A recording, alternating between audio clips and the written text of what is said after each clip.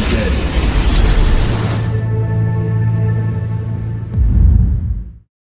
Hello everyone, and welcome back to the Acupuncture is My Life show. Now this episode is going to be quite interesting, and because it deals with an emotional disorder that many individuals are suffering from today as a result of the past, let's say 18 to 20 months. Now we've gone through so much, and there are many individuals out there who attempt to just bottle in certain mental and emotional disorders that in the long run, it really isn't good for them. And the purpose of this show is to explain to everyone that acupuncture works well in treating mental, emotional, and even physiological disorders. Because so many individuals don't have direction or a place to turn when they're going through something emotionally or mentally.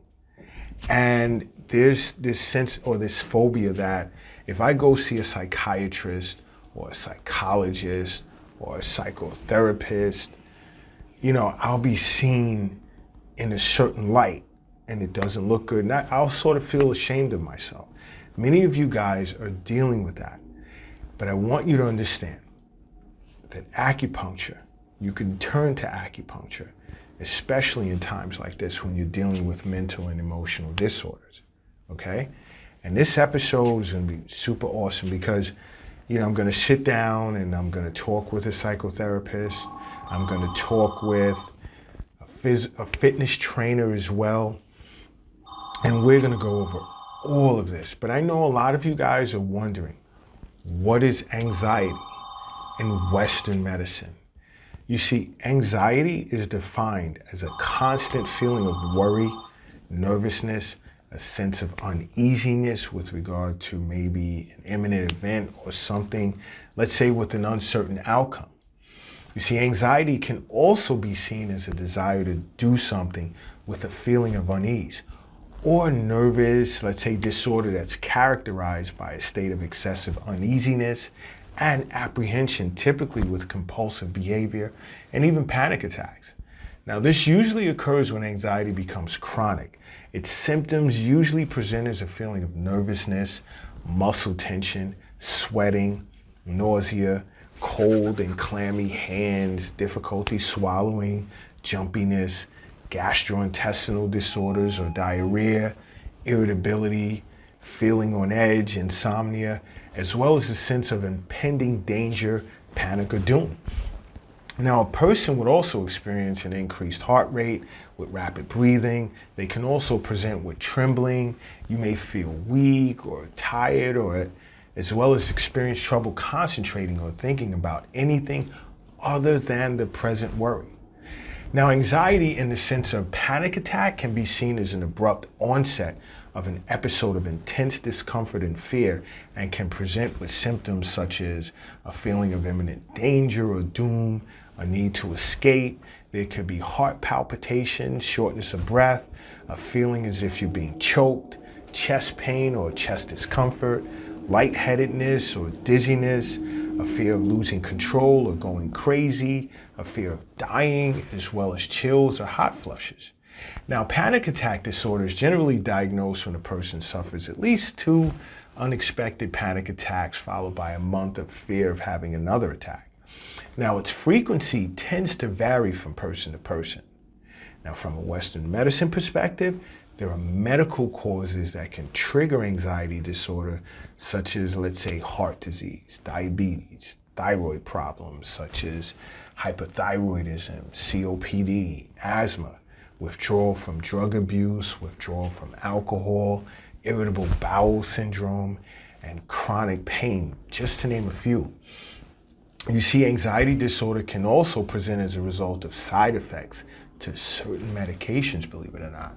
Risk factors can include having suffered from some form of trauma, stress due to illness, stress buildup, personality, other types of mental disorders, as well as recreational drug and alcohol use. Now, when I return, I will discuss anxiety as understood by an acupuncturist. Acupuncture is my life. Acupuncture is my life. Acupuncture is my life. Acupuncture is my life.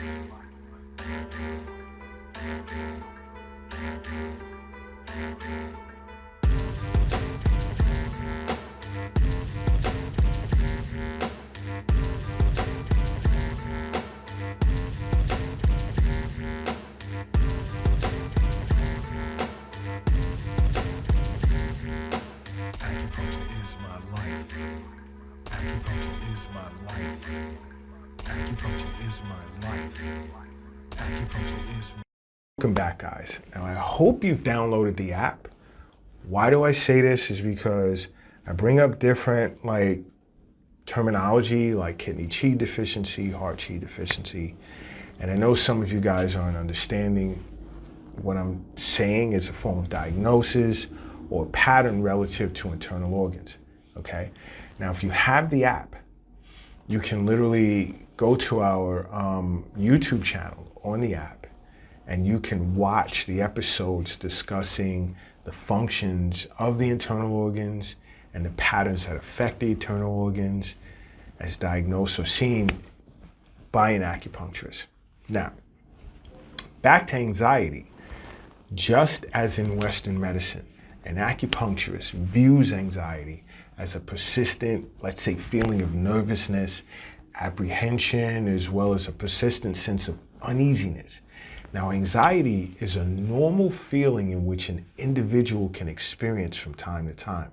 But when it repeatedly interferes with your daily life and becomes disproportionate with its cause, it can then be seen as having become pathological.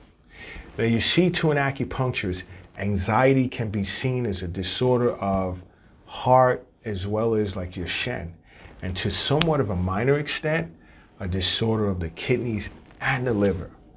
So when it comes to anxiety as a disorder, to an acupuncturist, the spiritual aspects of both the heart and liver are usually affected by, let's say, stagnant heat as a result of chronic liver qi stagnation, or destabilized by heart qi or heart yin, or even heart blood deficiency. Now, to an acupuncturist, anxiety can be due to several causes, let's say, such as, of course, emotional factors or a person's constitution. Whereas a person can be born with a weak heart or weak kidneys, that person would tend to suffer from heart qi deficiency and would have a tendency to present with an anxious disposition. And a person whose kidneys are deficient would tend to present with phobias as well as timidity and fearfulness, or there can even be a family history of anxiety disorder as well. Now, diet can also serve as a cause as well, but I must say diet only plays a minor role as a cause for anxiety disorder. Diet plays a part when a person eats, let's say, an excessive amount of foods that tend to cause blood deficiency or production of phlegm. A diet of excess cold, raw foods consisting of very little protein tend to deplete both qi and blood. And diets rich in, let's say, foods with excess sugar, alcohol, dairy has a tendency to lead to phlegm accumulation. Now, later I will discuss the symptoms relative to diet being the cause of anxiety disorder, as well as how an acupuncturist may approach this cause. Now, another cause can be due to overwork and exhaustion, because you see, working long hours or working yourself to the point of exhaustion tend to deplete both spleen and kidney yang qi, which then leads to both qi and blood deficiency and the accumulation of phlegm. Now, this loss of qi and blood tends to place too much of a demand on remaining blood, therefore contributing to anxiety. Now, your regular activity levels can also contribute to anxiety as well, because a sedentary lifestyle tends to contribute to spleen deficiency with phlegm accumulation and qi and blood stasis, whereas regular physical activity and exercise tend to suppress anxiety to a great extent. Now, when I return, I will have a group discussion on how exercise, psychotherapy, and acupuncture can be beneficial for those suffering from anxiety disorder. And don't forget to download the Acupuncture is My Life app so that you can access and subscribe to our YouTube channel to learn about the functions of the internal organs as understood by an acupuncturist, as well as different patterns that can affect these internal organs so that you're not confused when different patterns relative to different internal organs are being discussed. I'll be right back. Acupuncture is my life. Acupuncture is my life. Acupuncture is my life. Acupuncture is my life. Acupuncture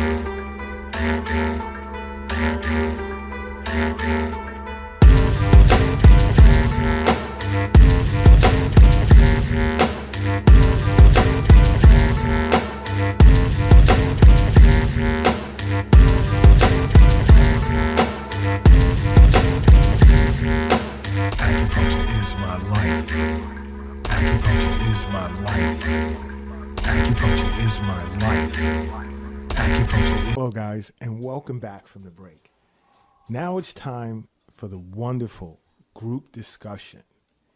And with me today, I have world-renowned fitness trainer, Centrella Young-Trotty. And we're going to get into discussing how fitness and anxiety, or rather, should I say how individuals can benefit from exercise relative to anxiety as a disorder. And back once again is clinical therapist, psychotherapist, Dr. Ada Sandoval, who's also going to give some advice as to how she looks at anxiety as a disorder and how counseling can be of benefit to you as well. Now, guys, these past, I would give it 18 to 20 months. And for some, even longer than that, have been insane, okay? It's really been taxing on our mental, our emotions, and so forth. You had the lockdowns, you had, so many restrictions and not performing your daily activities as you've grown used to. You know what I'm saying? Like going to work every day or going to the gym or having our periods of social time with our coworkers, with our families, with our colleagues, peers, so forth and so on. All of that having been taken away from us has been a problem. And I've already, informed individuals that acupuncture is very beneficial in treating anxiety as a disorder, because anxiety actually it's good for you, but as long as it doesn't take over your life and become chronic, okay? Because as I told my audience, it's about balance. It's all about balance. A little bit of everything is like seasoning and spicing up food. In this case, spicing up life. But now when you get this sensation of nervousness, uneasiness, panic, overwhelming us for an extended period of time, it tends to change the dynamic and balance of yin and yang, but just the dynamic, way in which we look at life. But I'll start with you, Centrella. Hi. Now, when it comes, let's say, to anxiety as a disorder, right? And you're an awesome fitness trainer. I've actually worked out with you a few times and so forth and experienced and felt the benefits, of what you've taught me, how you've trained me. But now I just want to focus on anxiety as a disorder. Like, just for starters, how do you see exercise as being a benefit to someone who's suffering from anxiety? I see it as a tool. It gives you something else to focus on. Okay. A way to get through an uncomfortable spot. Right. So with what's happened, in the last couple of years, everyone's been pretty anxious and everyone's very scared and very nervous. And along with fitness, I think the most important part comes the mindset. So it needs to be a mental workout as well as a physical workout. How does that work? Because I'm only thinking physical workout. I think that breath exercise is one of the techniques I do with my clients is a tapping. Right. So where you speak about what's happening in the moment. If it's stress, anxiety, you go to your points. Wow. And you tap here. And then as you recognize what it is, you acknowledge it. And then you start to decide how you would like it to be. Oh, that's So it gives you that cool. moment to calm down and connect. Anxiety is normally things that have not even happened, right? Right. So we start to draw a picture. We start to create things based on what we heard, what's happened in the past, or what happened to friends, etc. So you would say that a person being, let's say, stuck on a particular emotion or stuck on a particular worry, to some extent, would you say that can be anxiety? Of Because course. I see that as a form of anxiety. Absolutely. And I love the fact that, like, you brought up like tapping exercises, right? That's pretty cool, and it's something that I'm sure much of my audience would look into. But now, is that considered, like, let's say, the mental? That is absolutely, exercise? that's absolutely mental. It's all mental. Do you do this pre-workout or post-workout? Honestly, I think that you should do it before, even if you find yourself having anxiety about working out. Some people have anxiety about fitness. Right. I don't know if it's going to work for me. I don't know. So I think that coming into the self, into the space where you can connect and just be honest and say, this is what's happening. This is what's in front of me. And let me just address that and not make it about what I think is going to happen and what may happen. It helps keep us present, right? So this tapping exercise tends to sort of calm. Do It's a you calm. find that calms your clients down before actually? I think it calms clients down, but it also teaches a pattern, a positive pattern, right? So the pattern that they're currently experiencing is anxiety, and they know it. Something makes them uncomfortable, they get anxious, they overthink, whatever the anxiety happens to be. And then you say, okay, I know how I feel in this moment. Right. I know that it may seem like I'm not going to get through this, but I know that I have all the power, everything that it takes to get through it. And if I just be patient with myself, give myself the time, the space to receive, you're here now. Right. So the method of being present, you are here, you are now here or nowhere. It starts there. That's so cool. It's so cool that you and we haven't even discussed this, but the points that you were tapping on your body. One of them being CB17, which is an energetic point. Another being Tai Yang, which is on the temples, which is a very calming point that I tend to needle on patients that I'm seeing for anxiety disorder. And then Yin Tongue, third eye. Awesome. And then when she went to the top of the head, that's Bai Hui. That's another calming point. It just brings the energy down. That's when too much yang, because yang goes up and yin goes down. Now, when too much yang goes to the head, people tend to become anxious. They'll display like excess nervousness, things of that nature. So really to just tap on those points, that was pretty awesome. But now let me ask you this. Getting into actual exercise. Yes. So, okay. The best thing is walking. When you can't do anything else, walk. Gives you, once again, time to get present. The feet hitting the ground, the wind, the trees, the breath. It actually is a moving meditation. It's interesting because we think that we look at fitness as, oh, I'm going to get fit. I'm going to look good. Yeah. I'm going to wear these jeans from high school. Yeah. But really, it's really trying to say, hey, things, can get tough sometimes, and we should create a little bit of a system here. Right. Where we walk, or we meditate, or we jump rope, or we dance, or we swim.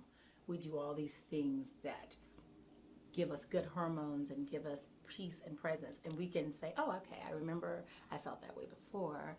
Let me just take a walk to clear my mind. And then we start getting into the feeling of what we did to get us out of that, opposed to staying stuck in the emotion. Right. So I think the physical fitness part is hard for people when the mental is not there. So clearing the mind helps you get closer to being able to walk a little bit longer, sometimes, you can only do 10, 15 minutes. Right. But then maybe the next day you'll have the courage to do 20 or 25. And this is walking. This is walking. Right. And I feel like it's all connected, right? So the part of you that doesn't want to get up and work out, I know that I don't want to get up and work out. but I know that it's something that I need, and I know that I should consider. You know what I mean? So it's the same. It's just all together. There's no way to separate mind, body, and spirit. And if you have a clouded mind or a mind filled with fear, it's very hard to move. It paralyzes us. So the ideal is the anxiety is not physical. The anxiety is in the mind. So that's where we must start. You have to start in the mind so then the body can follow. That's pretty cool, because I know, I would imagine my audience seeing you as a fitness trainer, you would just jump right into the exercise part. Whereas there's sort of this impediment where many individuals that are suffering from an anxiety disorder can't get past. That's right. And that's where the mental aspect Absolutely. that you brought up is so awesome. And then also something else you said was individuals will look at exercise as, I have to be in a gym, I have to look a certain way. And that's just a small part of exercise. That's the smallest part. It is. And they don't see that. And I don't want to play fitness trainer here. I mean, this is your spotlight. But now let's talk about how I would look at walking as a form of cardiovascular exercise. Yes. But let's talk about anaerobic. How can that help a person facing anxiety disorder? Well, here's the thing. I'm very careful in what I say about exercises that will help anxiety. I don't necessarily want to put you in a space to do something that's going to get your heart rate all the way up if you're already feeling anxious. Yeah. Oh, that's awesome. That's a good point. I just don't know how that would serve you. For some people, that's a tool that they've formed, and that's their method that I can't speak to. But for me, I think that it always starts with grounding. Feet to the ground. You know what I mean? Feet to the ground, or body still, head upright, chest open. Getting the body ready to do the things that we need on a day-to-day basis. You need to be able to get up. You need to be able to move and not feel weighed down before you're on your way. You gotta, what we say, the hardest part is getting there. Yeah. So the hardest part is getting there, but the other part is that your mind is trying to get your body ready for the things that it needs to say, hey, I understand you have anxiety, I understand you have depression, but if you don't move your body, you're going to start having other things happening. You're going to have stiffness of joints, things will start to get tight, you'll be sitting more, everything will be out of whack, and then you start to feel the way in your body, physically, that you feel in your mind, which is what we're trying to get to with tapping or meditation or grounding exercises like walking or swimming, things that you would have to do, preferably with either some silence or music, something that is giving you an incentive to keep going, so that you can just get repetitive in the motion, in the movement. But are there things in which you may say to a client, a fitness trainer may say to a client, that can really motivate them and make that connection between mind and body outside of them just performing the exercise? Well, every client is different. And Of course. you just have to deal with people where they are. Right. I have some clients who all they did was walk. And I got some that out the door, they were ready to do the hardest exercises they were. But you have to meet everyone where they are. And, and most people are intimidated by fitness. Right. Unfortunately, a lot of us have a lot of unhealthy issues when it comes to body image and exercise and what that means. So there's a lot of work that you have to do before we get to the physical stuff. That can be actually a trigger for anxiety as well. Absolutely. Having issues with your appearance, your physical appearance. And it's very interesting because I like how you spoke about the disconnect between the mental and the physical. And this is why I say acupuncture is great, because there are sky window points that reconnect the body with the mind. And it's very effective. And I offer this a lot to a lot of my patients, depending on the circumstance. Now, Dr. Ada, as a psychotherapist, how do you diagnose, or how do you see anxiety as a disorder? Well, good morning, and thank you to the beautiful audience who's really taking the time to listen to us. And thank you to Cintrella and Dr. Leroy, because they work along with me to try to help individuals in the general population about how we could manage anxiety and any other disorders, quote unquote, that we name. In the scientific world, we look at balance, and that's what you were talking about. The biology that Dr. Leroy is talking about is having a balance within your physical body. And Cintrella is talking about how we could keep our fit body into having a beautiful mind. And how do we do that? One of the things that we have to do is to become aware how your body works and identify, because we're talking about anxiety, what is actually giving us or making us, quote unquote, anxious. And both of you talked about the importance of getting to know how to give the answers to your body. And in psychology and clinical social work, it's a term that we call awareness. If you're not aware of what's going on, then you go by without paying attention to that. And we label it, okay, it's the conscious world and the unconscious world, which give us the motivation and the thinking and the acting and the feeling. If we could identify that, so maybe we could possibly manage those symptoms that we are trying to recognize that are the cause of anxiety or that is related to the anxiety. And then by managing those symptoms, we could actually see the results and the outcome.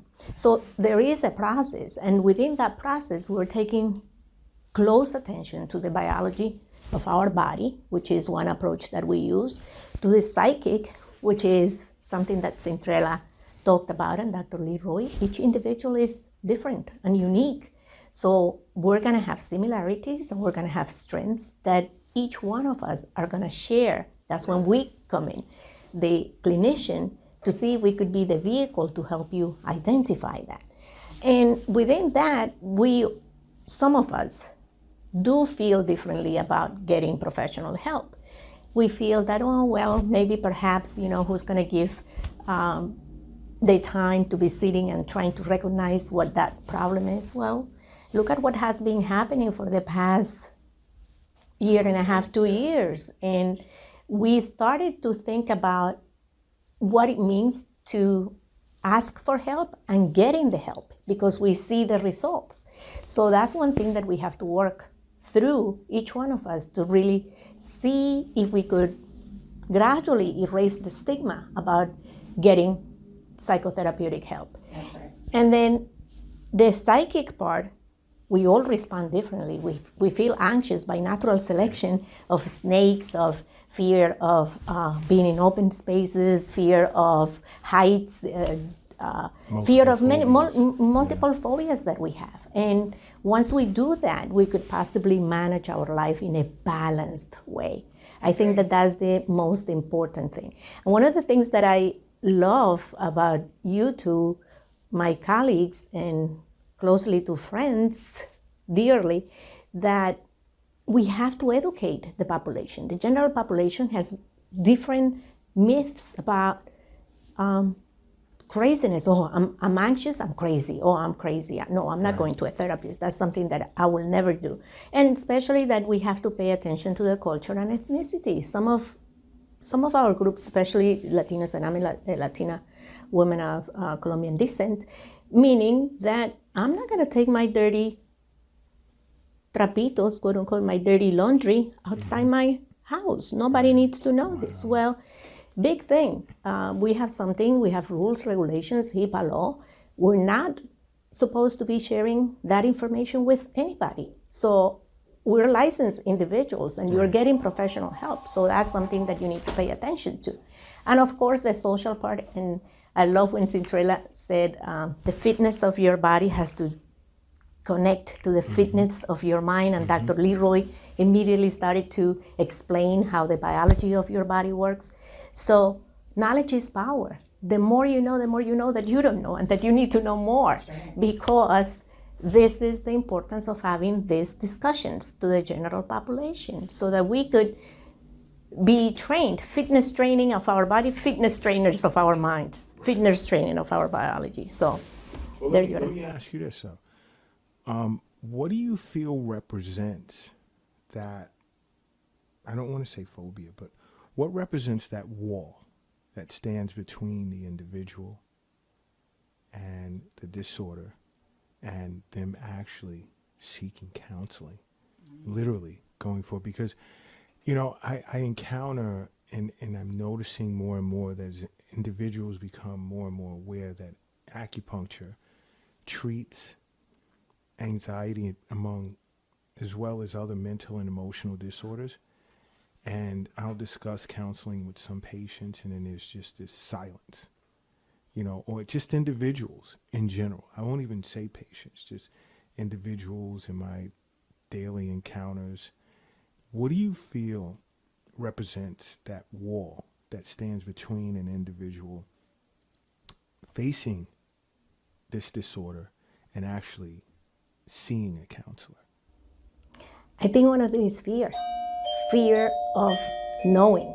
Right. And then I think that you need to pose the question to yourself, what will happen if you actually face it?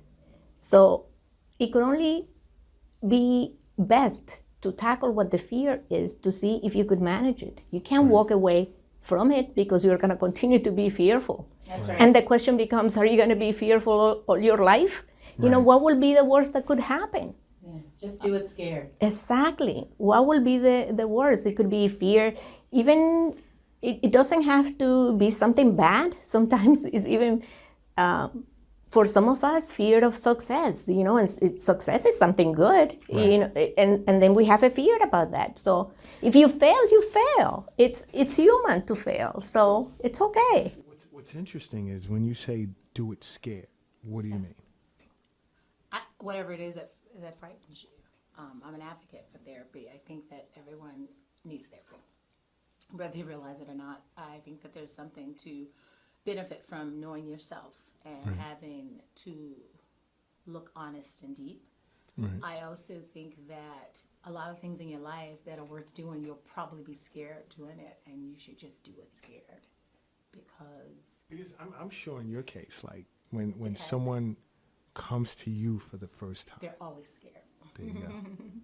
And then it comes back to, again, getting over that hurdle, Right. this obstacle that stands before them. Because the normal has been, you're emotional, eat something. Oh my God, the friends are coming over, let's eat. Everything has been always surrounded around food. Right. And your priority is, what will we eat? What will I cook? Right. It's never, what are we going to do? Right. What workouts will we be working on? Like, that's not our day to day. The day to day is not, how do I take care of this temple? Right. The day to day is, what am I going to eat? Where am I going to have lunch? What am I going to have dinner? So in a food centric world, as the one we live in, and when we say things like exercise is torture, and when we mock mental illness, I think that the truth lies somewhere in the way you feel that anxiety. And the way you take care of it, right? Because it's like a headache means something's going on in the body. A stomach ache means something's happening, you know. The body is trying to speak to you in the only language it knows. So you're anxious about something, whether it's true or not true. It's a very real moment for you. And if you don't address it, it will just build. And then you get closer and closer away from the truth. The truth is, you're here right now. And usually whatever you're anxious about is not currently happening to you at the moment. And how do we deal with that? And that's the main portion, because you talked about emotional eating. Of course, eating makes us feel good, right? That's right. But what do we eat? Be conscious of what do we eat, so that you started to feel much happier. Let me tell you, that is... What do we eat? Yes, I would say... I'm not advocating fasting. I'm just saying that, I'm not against fasting. I'm just not telling anyone to fast. But what I will say is taking things out of your diet and starting to notice how you feel. Because sometimes you're like, I love chocolate cake. Well, how do you feel after you eat the chocolate cake? Is it a sugar rush and then you crash? Do you feel guilty? Are you negative? Or you then eat a second piece because you feel like you might as well eat 2 pieces since you ate 1? Like, what happens in those moments? And I think that if we start being honest about that, then we could sit with ourselves a little bit longer. But I think stillness is frightening to people. It's interesting that you guys are discussing food, because an acupuncturist understands and they're well versed in Eastern nutrition, and food from a lesser perspective can cause anxiety disorder. Now, one of the ways is if you're eating foods that cause chi and blood deficiency. And once your blood becomes deficient, what does your heart do? Beats faster, because it has to pump the blood throughout the body in a more efficient manner and make sure all the tissues are properly nourished. Now, blood can't circulate without chi. You need that energy. The energy is what's pushing the blood through the vessels. So when it becomes deficient, there you have it. You have the rapid heartbeat. Now, when your heart starts to beat too fast, what happens? How do you feel? You start to get nervous. That's right. Because you tend to think that something's Fight or wrong. flight. What's going on with my heart? And so forth. The other thing is eating like either too much in the way of cold, raw foods, or greasy foods, or too much dairy, which causes phlegm accumulation. It stagnates and makes you feel heavy, gives off a sense of muzziness, and what it does to the mind is not good. So that's how food can play a part, and acupuncturists, educate their patients to that. But what were you going to say? And it speaks to the point that it's all about balance, and we have to learn what kind of foods are good for us that will make us feel balanced, and that's the whole point. And Cintrella and Dr. Leroy had emphasized the importance of walking and what does it do to our body. Oh my God, the chemicals in our body, the way Dr. Leroy explains it, it makes sense, because when you walk and when you train, there are several chemicals in your body acting, especially serotonin, which elevates, and that when you walk. So that's one of the reasons why we recommend to walk daily, 15-20 minutes, so that serotonin levels will make you feel balanced, happier. See, these chemicals are sort of like get high chemicals, feel high, feel good about yourself. But here's the conflict, and you said this earlier, is anxiety, your heart beating fast. Now, you don't necessarily want to take a client there if they're already dealing with a rapid heartbeat and so forth and so on. So that's where, it can be, I'm sure it can be confusing. My background is in yoga, so even with fitness, everything stems from breath and movement, the connection, right? So we may go to a yoga class and we'll hear the teacher say, inhale down dog, exhale up dog. So they're meaning on that breath, move with it. Even though in the class, most of us won't do it. So yoga is good for anxiety? Absolutely. Wow. Yoga is the best for anxiety. It's all about reflection inside, which is why I think that yoga along with counseling is a really good combination, because sometimes in reflection things come up that you're maybe not equipped to deal with. But have you ever noticed that? I'm sorry, Dr. Ada. Have you ever noticed that, let's say, when you were leading a yoga class, a yoga session? No. No? We do, in yoga, it's very respectful. We say things at the beginning of the class, like, if you would rather not be touched, to, lift your hand while everyone's eyes are closed, so that person doesn't feel like an outcast, because people have trauma, and we know that touching and things like that can bring up all kinds of things for different people. So you create a comforting atmosphere, and you just lead them. And once everyone's grounded and quiet, the room kind of takes its own way. And as the instructor, it's your job to feel the energy and give it what it needs. So you just sometimes speak to something. Maybe you feel the energy in the room is a little high. Then you just take a moment, and everybody just brings it down for a second, take a few breaths. What were you going to say, Dr. Ada?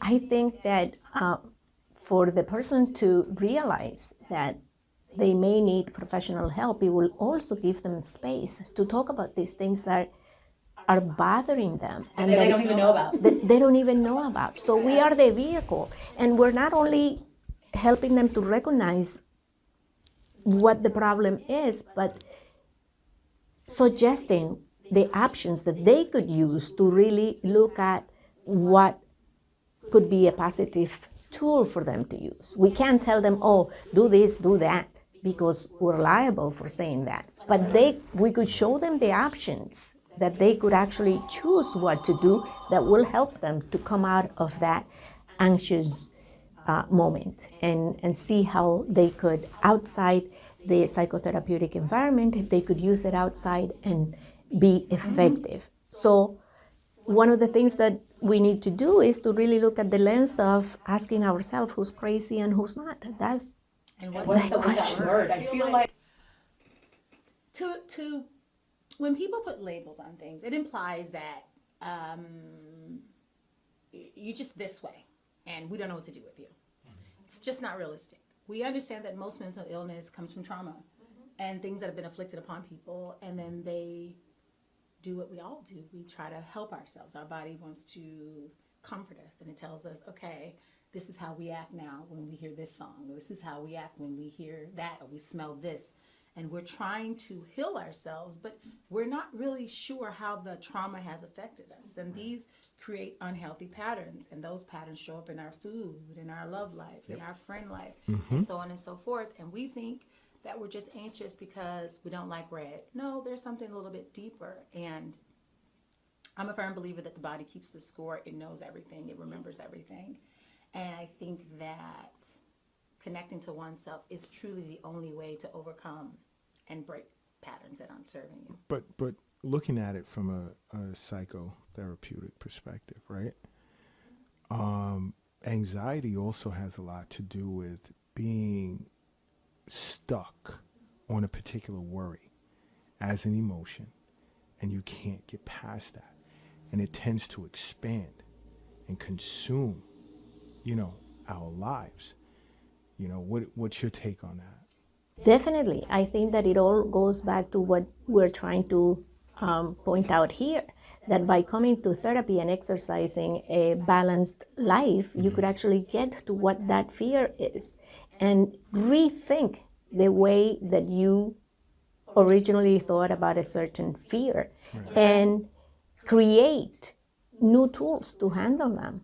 And what are those tools? Those tools are the ones that you're going to learn in psychotherapeutic treatment. You're going to be there, and we are going to be with you as a vehicle to get you to where you would like to be in a healthy way. Because in a lot of ways, to an acupuncturist, that's usually when you're stuck, it's a sign of chi stagnation. And chi can stagnate anywhere in the body and affect you mentally, okay? And it's up to an acupuncturist to determine, relative to whatever mental and emotional disorder an individual is faced with, where has this chi stagnated? Or what is there possibly chi and blood deficiency? But more times than not, it could even be related to constitution. Someone could be born with a weak heart. When you're born with a weak heart, you tend to have a propensity toward heart chi deficiency, heart yin, and blood deficiency. Sometimes the kidneys come into play.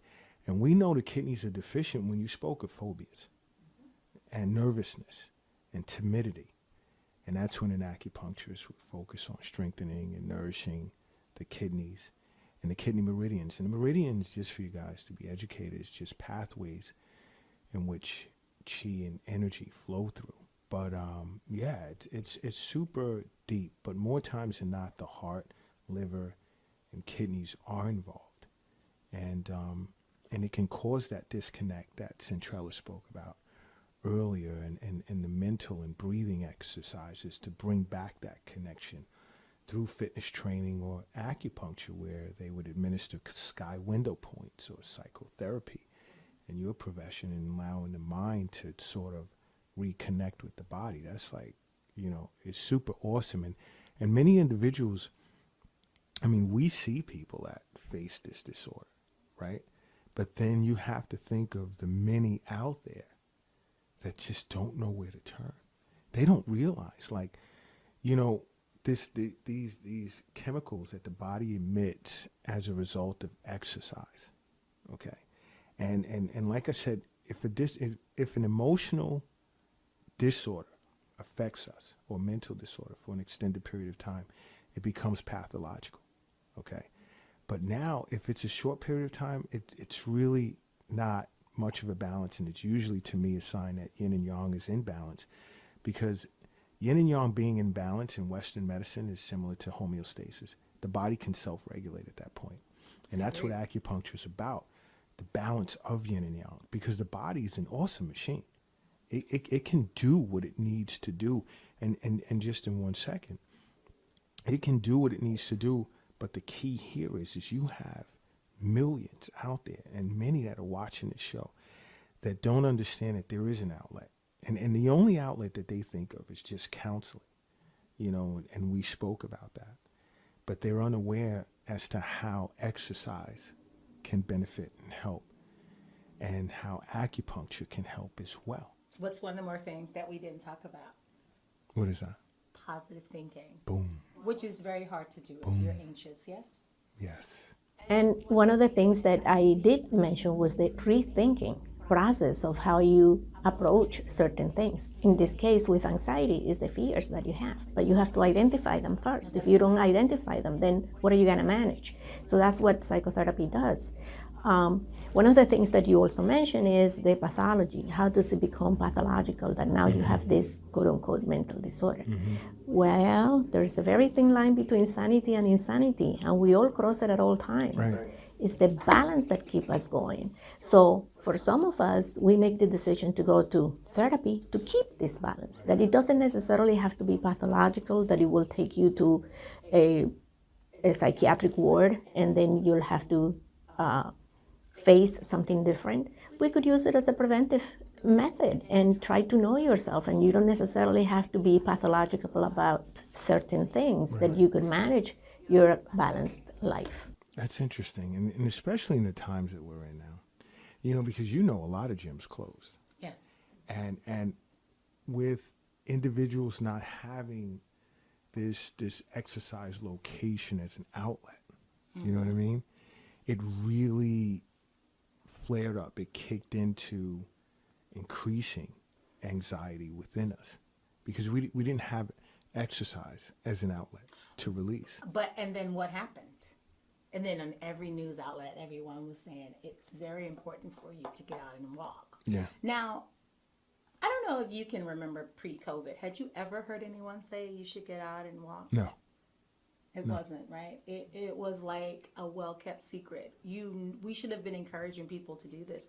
More people ride bikes, including myself, and I got rid of my car. That never would have happened before COVID. And I think that more people were able to take a moment, step outside of their lives and say, okay, maybe I can ride a bike, or maybe I will start walking. I mean, I'm in the house all these hours, and now I want to get out. So now they've created a pattern that says when I go outside, I'm taking a break from inside, and I feel good about it. So now it's something I look forward to. Something to look forward to means now we've created a healthy pattern, right? So we're on our road to create a better pattern for us to be able to create balance in our life. But the reason I brought that up is just to say that you can't look for the media to tell you when it's time to do something, because when they say it, it's usually too late. Too late. I think that is very important for everyone to get outside and walk. I think it helps with marriages. It helps with relationships with children. I mean, just have a walk with someone. Have a walk with your children, or have a walk with your spouse. My husband and I walk 2 to 4 miles every single night. I don't care if it's raining. That's so cool. I don't care how cold it is. And I also don't believe that you shouldn't go outside when it's cold. Matter of fact, I had surgery last year, and I was determined. All I could do was walk. I was determined to go outside in the freezing cold every night. And the first few times, I couldn't make it around the block. And I kept going, and I kept going, and I kept going to strengthen myself, because that's all I had. Now, everyone's, it's too cold. You've had surgery. I said, I don't think that that's real. I think that I need to dress appropriately, and I need to continuously move my body. What happens in the winter? We sit down, we move less, and our bones and joints are tight, and they're stiff, and things start to swell, and then discs are out of place, and next thing you know, we got this problem and that problem. Why? Because you believed somewhere along the lines that it was too cold for you to go outside and work out. I don't agree. I say wrap up and go outside and walk. Well, a human organism adapts anyway, Yeah. and it's designed to adapt. That's right. But guys, I hate to cut this short, and I'm going to have you guys on other episodes. I just want to thank you guys for coming, and I hope you guys learned a lot and was able to absorb as much information as possible from Centrella, who's a fitness trainer, and Dr. Ada Sandoval, who's a psychotherapist. Now, guys, sit tight. I'll be back after this message. Acupuncture is my life. Acupuncture is my life. Acupuncture is my life. Acupuncture is my life.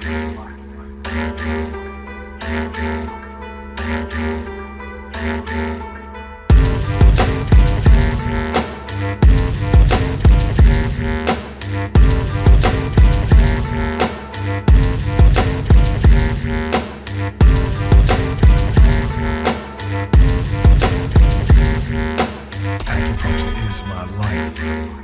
Acupuncture is my life. Acupuncture is my life. Acupuncture is. Hey guys, welcome back.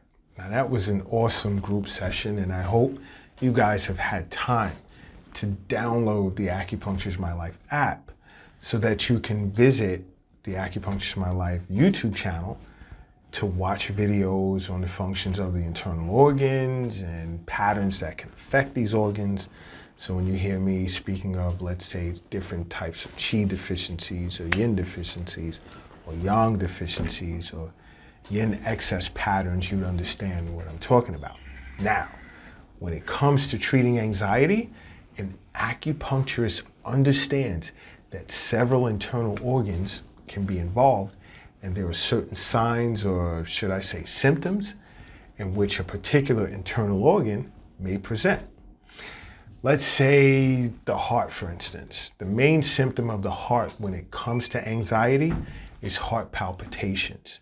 Now, when the lungs are involved, an individual may present with lots of sighing. And when the kidneys are involved, there would be, let's say, excessive worry, which is one of the main emotions that's linked to anxiety. Because more times than not, an individual tends to get stuck on this particular emotion, which can serve as a root cause of anxiety, and that's worry. Now, when the spleen gets involved, a person would tend to present with pensiveness that becomes chronic.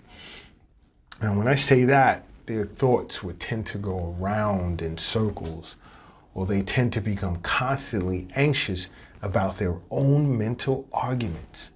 Now, when the liver as an internal organ is involved, an individual tends to feel a great deal of dissatisfaction with their own achievements.